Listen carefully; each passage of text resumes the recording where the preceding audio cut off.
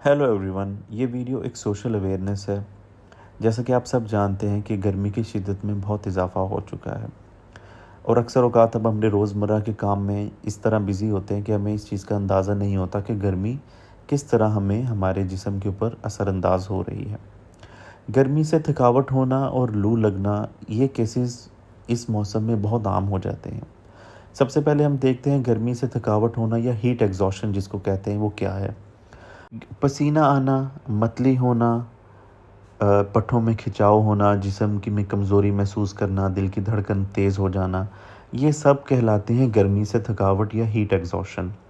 इसमें ज़्यादा से ज़्यादा पानी पिएं, किसी ठंडी जगह पे, छाँवदार जगह पे रहें और तेज़ धूप में मत निकलें।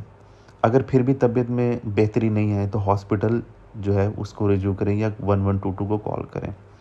दूसरी कंडीशन है जिसको लू लगना या हीट स्ट्रोक कहते हैं, जिसमें बेहोशी हो जाना, सर दर्द जो है वो होना, जिस्म का टेम्परेचर जो है वो 40 डिग्री तक पहुंच जाना, जो कि ख़तरनाक हद तक गर्म है, झटके लगना।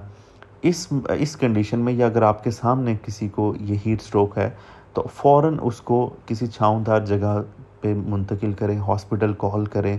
उतनी देर में कोशिश करें कि उसको किसी ठंडी जगह पे अगर ठंडे पानी से उसके जिस्म का जो टेम्परेचर है वो कम करें।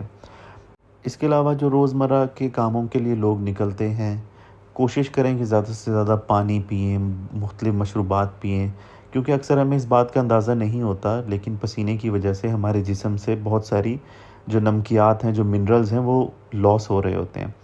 तो हम उसी तरह अपनी आम रूटीन के हिसाब से ही चल रहे होते हैं। तो कोशिश करें कि सर को ढाँप के रखें, शदीद धूप में जो है गैर ज़रूरी ना निकलें और ज़्यादा से ज़्यादा पानी पिएँ, मशरूबात पिएँ और कोशिश करें और कि ऐसा खाने में भी जो है जिस तरह खीरे हैं या उसके अलावा तरबूज़ है, इसका इस्तेमाल ज़्यादा करें। शुक्रिया।